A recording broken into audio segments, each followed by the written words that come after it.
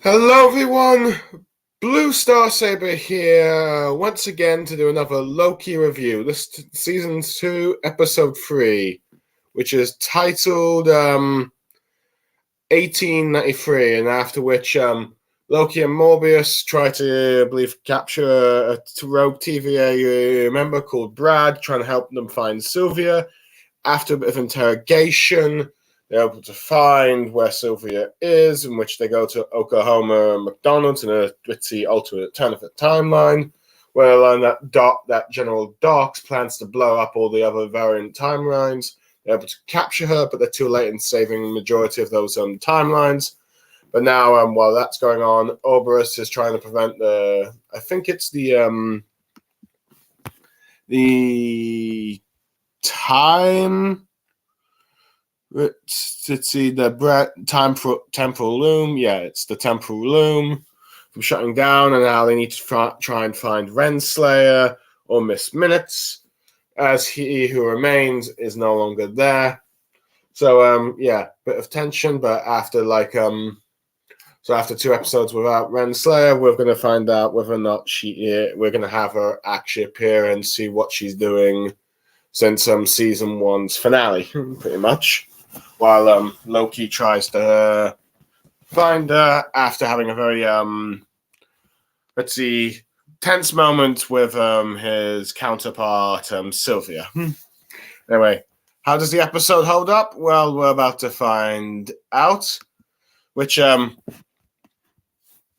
episode begins with Miss Minutes and Renslayer arriving in 1868 Chicago in the main timeline, where Miss Minutes has revealed that he remains had a plan to give her that she needs Renslayer to do once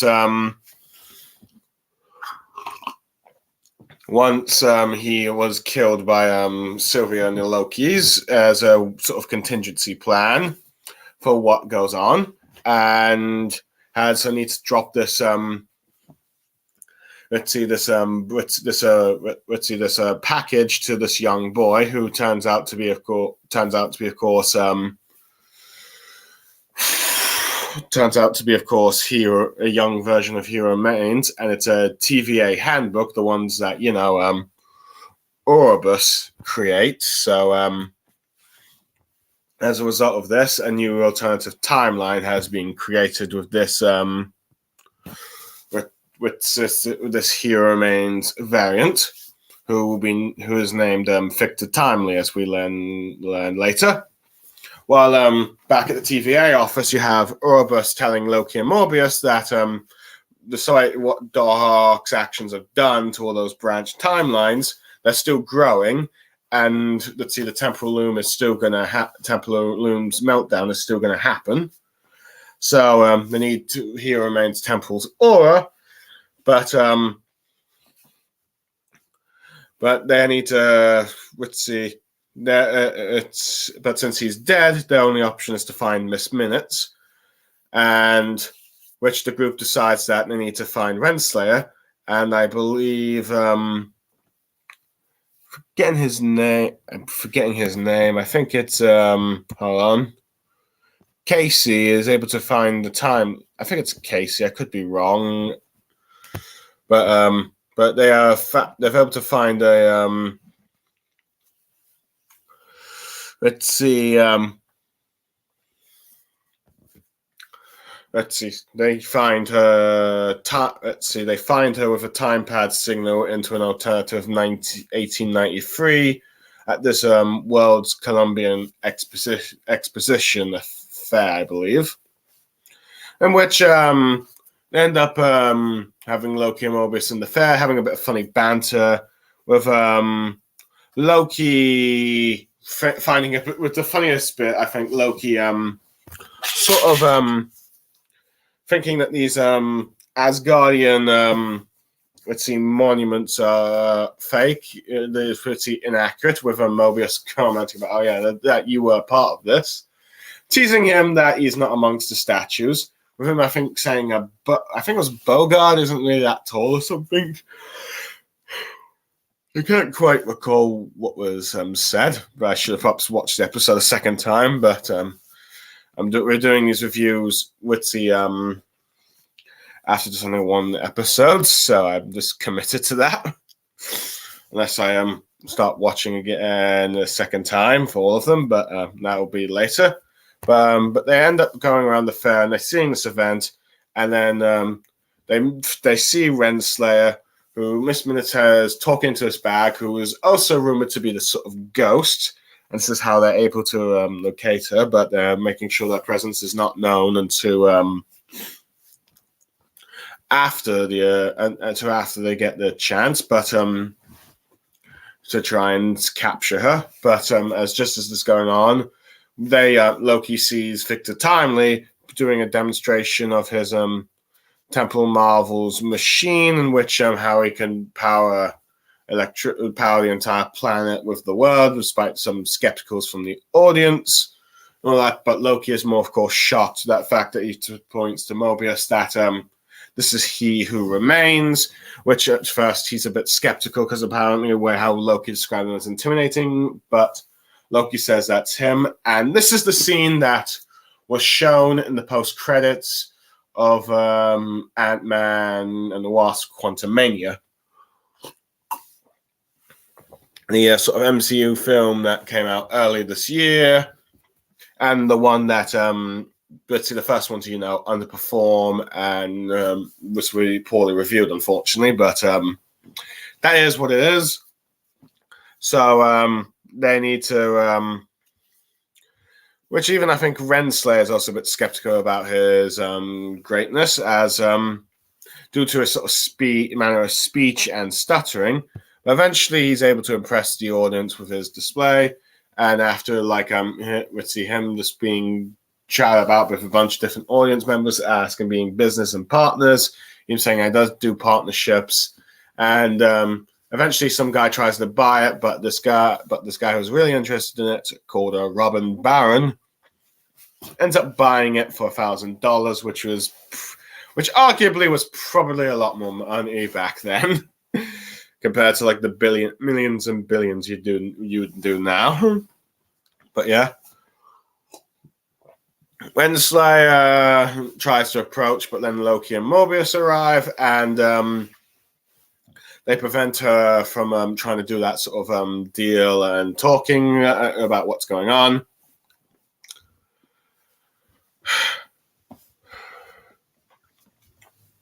But unfortunately, this whole event is then, of course, interrupted by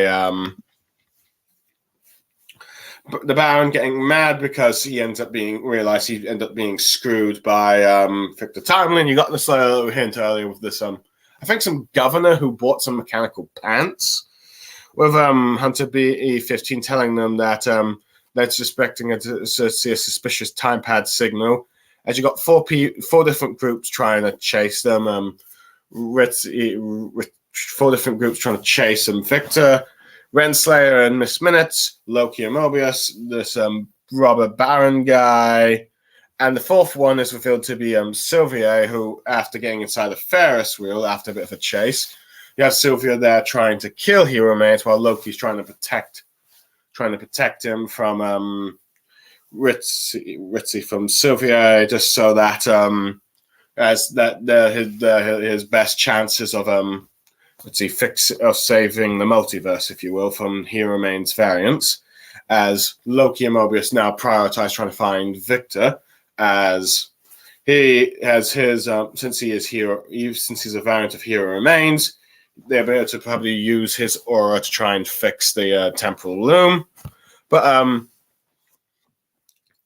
with Mobius trying to talk to Renslayer and them talking about who double-crossed who and trying to get them to work with them, but trying to get them to, with Mobius trying to get her to see things their way, but she refuses.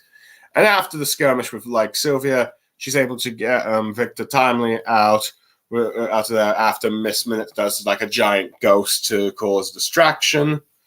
And this is where, and they then cut later to Victor's house, what appears to be his house, or house of where about his importance of being the founder of the TVA and things that he ends up doing, which he seems amazed and thinks that he was that he's probably was bound to do the greatness of it. And eventually they of course escape after he showed I think some refrigerated chair after Baron catch up with them. You see Morbius and Loki trying to go after them as well, with Loki scaring off this Baron character with his abilities. And eventually you have Renslayer and Victor on a ship, where they end up talking about his designs, about what he's going to be doing and what he believed as a child and what he got from this guidebook, who he seems to be a very big admirer of Orbis, the guy who wrote it. And then he learns from Renslayer that he is actually, that she was the one that actually gave the book.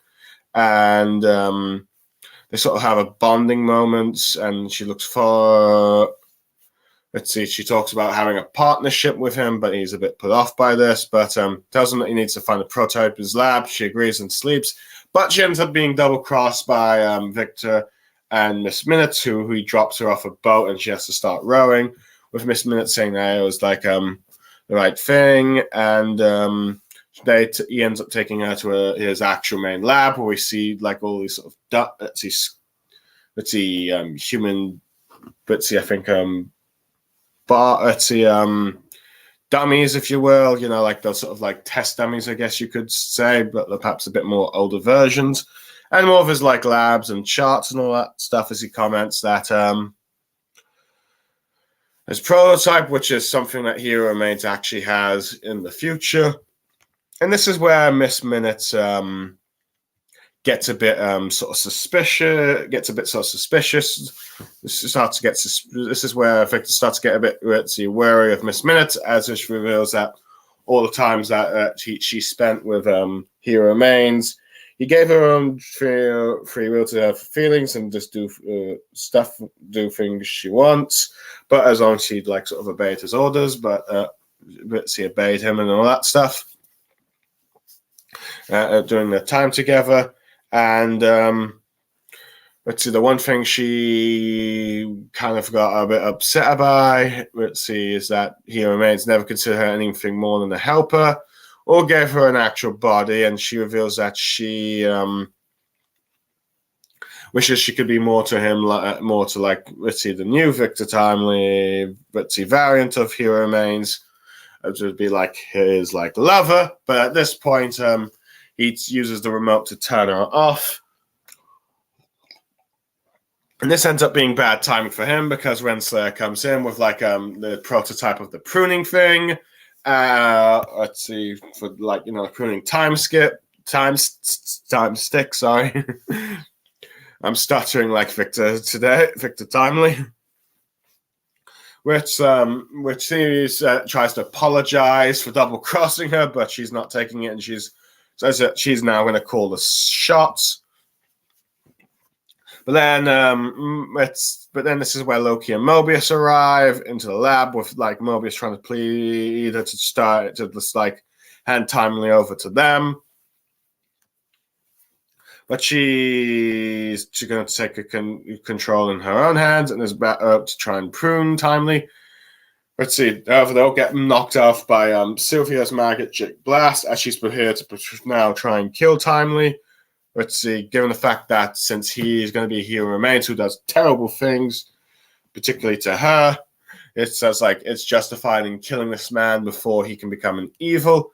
It's sort of like that what you do if you could go back in time and kill this person who ends up to being the most evil person in existence.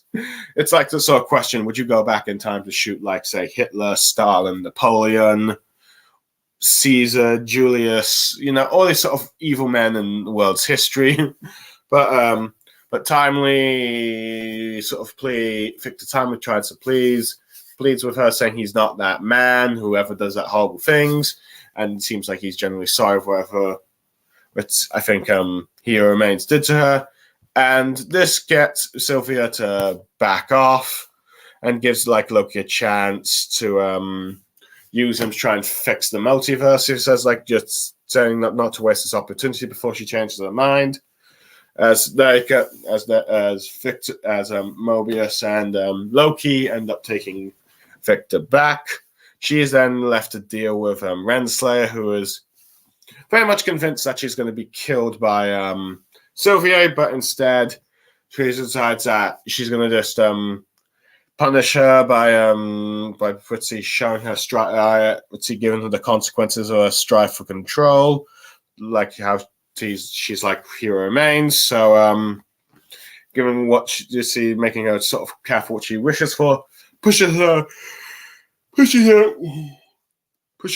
into like a portal that leads to at the end of time, where Hero Remains is corpse is right now.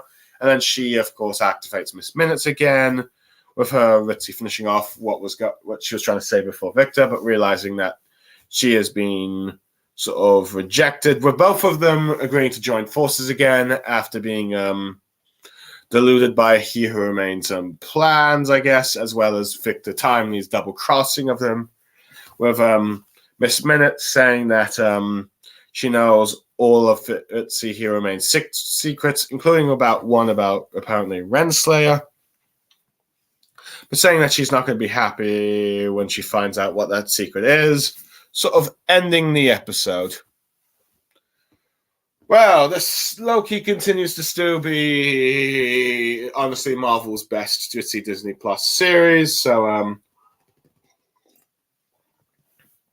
yeah, I'm enjoying what is going on, and this episode is definitely a pretty good one. It is actually interesting to see Ritzy, Renslayer, and Miss Minutes working together. After Ritzy being, a couple of episodes absent from them from the season, they have finally made it to the halfway point of season 2. Sometimes I will admit, the only downside of Loki is the fact that it has the same 6-episode season run as every other MCU Disney Plus show, but the one benefit it has is, like, due to the fact it's a multiple season story, you get to see the characters a bit more, and the storyline lasts a bit longer than just like wrapping it up in a sort of anticlimactic cliffhanger. So, but I will admit it does use its episode run times very effectively, and will admit this episode's no exception. But yeah, but what I was, yes, Miss Minutes and Renslayer. I do like how they are working together, and it's revealed, and we end up learning that Hero Remains actually had a sort of contingency plan to what happens if one of the Lokis do decide to kill him in the end. And that is apparently with this creating this one variant of him who has already gotten the TVA guide and knowledge about the things in a sort of way of perhaps maybe building to his character. At least I think it's an alternative timeline. At least I think that's what the MCU Wiki is saying. That it could be wrong, but this could be his past. But yeah. So, but yeah, this is what they are working on, and this is his plan to try and, I don't know, either regain control of the multiverse or try and prevent the absolute chaos, or maybe or try and gain absolute control. We'll just have to wait and see. And let's see, with Miss Minute saying that, trying to sell Renslayer about how she will be beside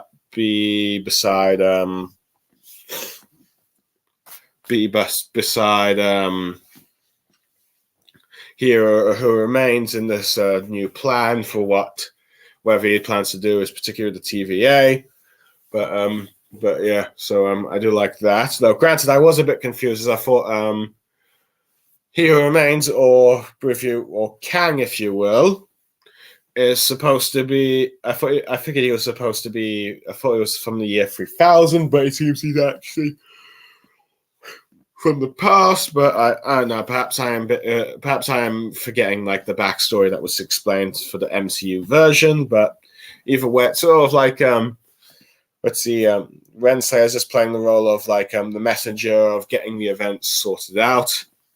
I will admit, I'm a little disappointed that we only see, or let's see,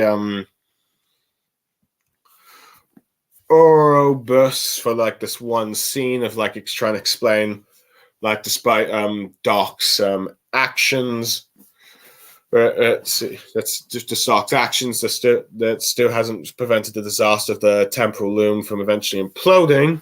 But I do think that given what happened with Victor at the end, being dragged back to the TVA, that there's going to be some like interactions between him and Victor, because he's going to be like, "I read your book, I so much admire it," and he's like, and all of us is probably like, "Oh, thank you." That's at least my prediction on that bit. But I do like how they're able to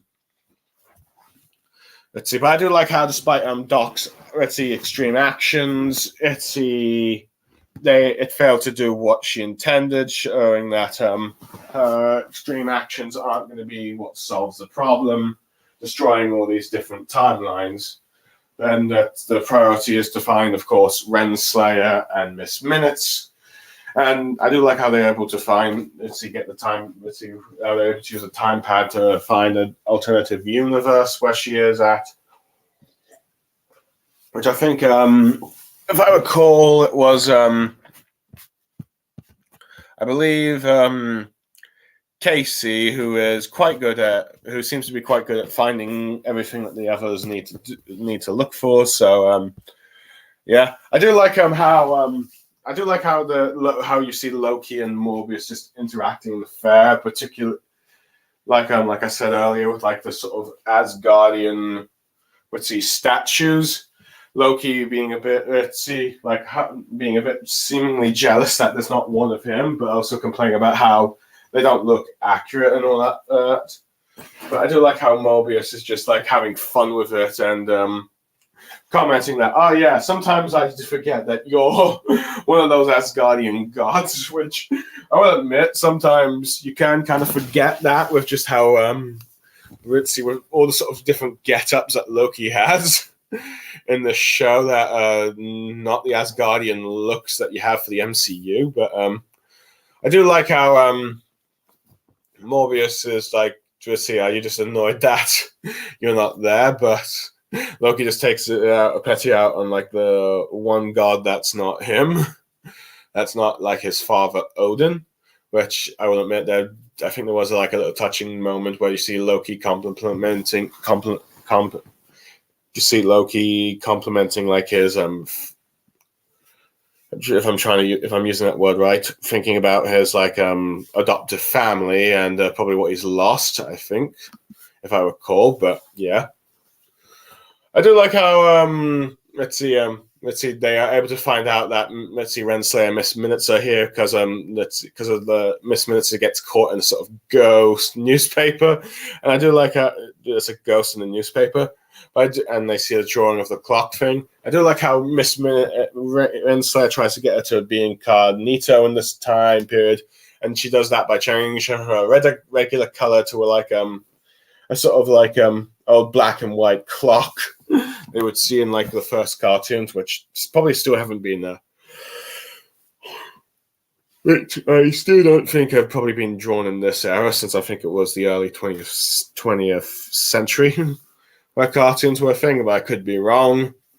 But yeah, we got this like event, and of course they do find them. But I do like how Loki and Mobius are saying we got to plan this right in order to bring back Renslayer.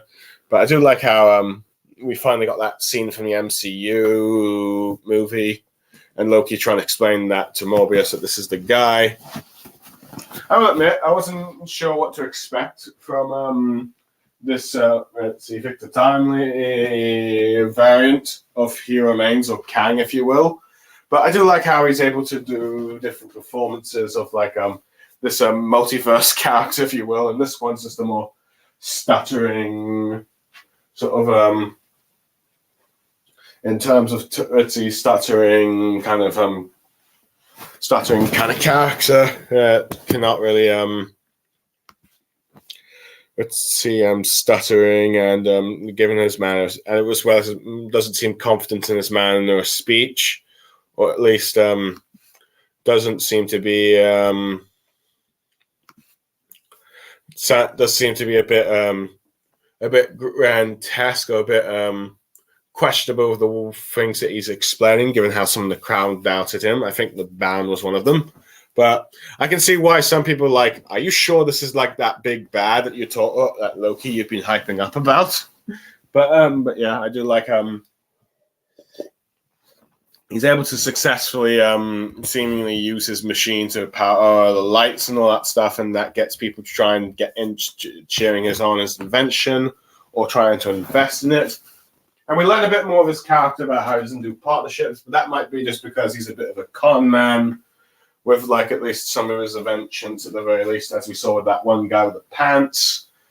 And then later, of course, the Baron, when he, of course, sells the money, which I thought was funny, but I thought he'd actually, which I admit was funny, but I actually thought that Victor had succeeded in what he was trying to do with that machine, but I didn't realize he was actually trying to con someone there. But I do like to sort of like chase and interactions and like the four groups are trying to capture Victor, with like particularly Mobius and Renslayer interacting again and them commenting about who betrayed who. I thought that was pretty good since since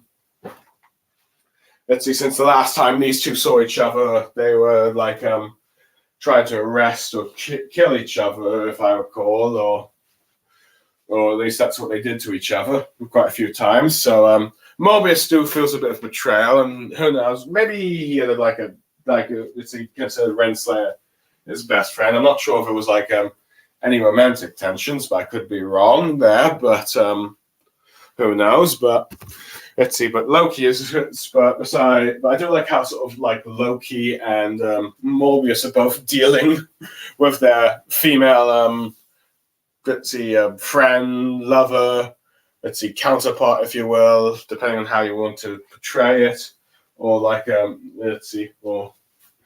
associate in their respective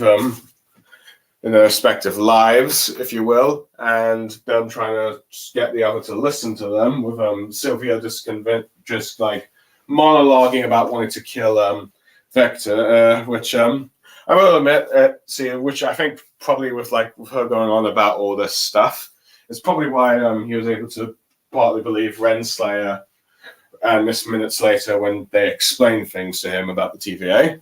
Now, granted, I will admit, the Baron, it's more of just a character that shows that's just a sort of funny plot device, if you will, of getting Victor to move about places, but also kind of giving you an idea that what this kind of version of Kang is, or He Who Remains, being a bit of a con man, despite his ambitious inventions, but also like I said, move about places as to get to the sort of, I think that Ferris wheel ride, or at least some sort of like a ride I'm trying to recall, or I don't know, something that lets a door shut and move.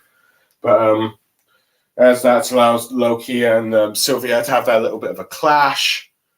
But I do like how Renslayer uses a giant Miss Minutes as a ghost thing, which which I do like how, since this is the 19th century, since technology hasn't really advanced too much, you'd still have people believing probably more open to the belief of ghosts and spirits, probably compared to now, as most people think it's just fake, except for maybe the really superstitious types. But yeah, I do like how when Victor is able to tries to show them around his seemingly his house. I do like that little fridge chair. I kind of wish I had one myself, but yeah. I do like how Mobius is just how Loki just quickly deals with the Baron character once he's trying to find Victor saying he's mine, but Loki's just does his God of Mischief thing, and he's and after kind of beating them up a bit or pushing them back, they're like, okay, he's all yours, and they sort of decide to drop whatever beef they have and get out of there. They don't want to deal with this strange powerful being that they have no idea who he is. But I do like that. I sort of like how you have Renslayer and Victor sort of bonding, and it looks like she's starting to get interested in romantically in him, and I'll get into that in a bit, but she ends up using the wrong words with partnership, which I didn't quite realize at first until the actual double crossing happened. But as we saw from with how Victor scammed the Baron, he talks about how he doesn't do partnerships. I think that makes sense, and let's see why he would betray her in that way, even though I did not expect that sort of twist of betrayal. So props the show for actually showing that double cross, and it seems to be this was Miss Minutte's plan all along, at least with Hero Remains and contingency plan. It might be that Victor, let's see, Hero Remains, or the Kang, if you will, did intend for Renslayer to be a bigger part of his contingency plan, but Miss Minute is starting to go off on her own agenda, which turns out to be that she's actually in love with Hero Remains or Kang, and wants this variant of him to herself, which I do like how Victor slowly gets more. At first seems to be open to this AI intelligence, and showing his main lab and all that stuff. But then as she starts talking more about what he remains, with her relationship to this variant of her timeline to him, and realizes that, okay, the intentions don't seem very pure. And then once she starts changing color to more of a blushing clock, and then changing her face to that of a human face of one of the human dummies, I think this is that point he realizes that she's going to take this sort of too far, and decides nope, I'm turning you off from what he saw. So I do like that, but it's only too late of him since he double crossed Renslayer when she arrives. She is angry and is not going to listen to him. But lucky for Victor, in a sense, Loki and Mobius are there to protect him. Though unfortunately, I do like how he just seems to get unlucky that Sylvia's also there, and it's it seems like nothing can stop Sylvia now from killing this guy, despite her and Loki seemingly being evenly matched, or they should more or less be. But I do like how Victor, after hearing Sylvia talks about what all the things that Victor is going to do as he remains of Khan, he deserves to die, decides that given what he's all just probably witnessed and all this future stuff, just decides that he's really just wants to apologize to Sylvia and try and says that he's not going to become that man. Whether or not that's true, we have yet to see. But it really depends on what happens in the next couple of episodes, I think.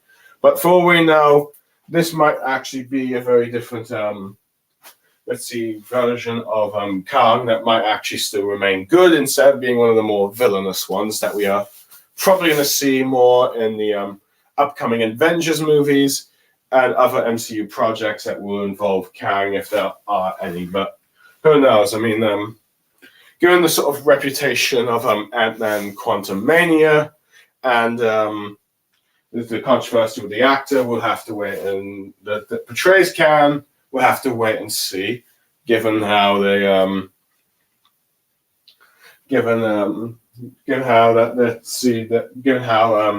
the next Avengers movie is yet to get into production, I think. But I don't know. It really depends on the state of the MCU at that point, but we'll have to wait and see. But I do like how Loki just at least leaves Renslayer to Sylvia, who just all right, Loki, I'm giving you this one chance to actually do what you're suggesting we do about fixing the multiverse, fixing the TVA and saving the multiverse. So I see she's at least. So I do like how after encountering Victor, she's I'll give you this one chance, and if you prove me wrong, I'm killing him, if you will, if that's what I can recall. But if I'm getting that wrong, at the very least, it's all right, you can have Victor, but you're leaving Renslayer to me. And I do like how Renslayer is realizes that, okay, since I screwed over Sylvia for so long, and one of her worst enemies. I am probably going to get killed, but I do like how Sylvia's like, no, I'm going to give you a more witty, at least what she thinks is in her mind, a more worse punishment, since she's trying to be like Hero Remains, or at least admirer until this point. It's going to make her, let's see what her obsession with like, control will do, and sends her to like the end of time, where she's only has like the corpse the corpse of Hero Remains there. But of course, she has her own. Of course, she ends up swiping like. Of course, since she swiped Miss Minutes' time pad, which I did not realize, she's at least has that kind of company. Though I will admit, I probably should mention I do like Victor Timely's lab, particularly like the sort of prototype for the time stick pruning thing, looking more like a sort of like, I think a sort of machine gun kind of thing. Even at least not that. At least looks like sort of like a Gatling gun, if I can kind of describe it. I don't know, it's hard to kind of describe, but it's like a prototype, and it's clearly one of the few things that does actually seem to work. Though I am interested in what that little spear ball thing is there, though granted, it might have been explained in the season 1 finale. I'm just forgetting, but it seems to be important, and it seems like Victor generally did need to get that from his lab for whatever the destination he was planning to go with Miss Minutes and Renslayer before all the double crosses that happened. But speaking of that, I do like how since they've both been double crossed, Miss Minutes and Renslayer agreed to team up. And I do like the fact that since Miss Minutes has been there with Hero Remains for so long, she knows all of his secrets, including one about Renslayer, which if I had to guess, since let's see, the MCU might be following comic book lore, they might be not, is that in the future she ends up becoming Kang the Conqueror's wife, if you will.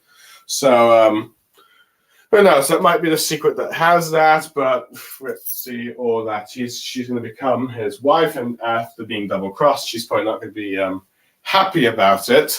But I wouldn't be surprised if there's a sort of twist where Miss Minutes and Renslayer end up being fused to become like the sort of Renslayer that ends up marrying Kang the Conqueror. That's just a little theory of mine.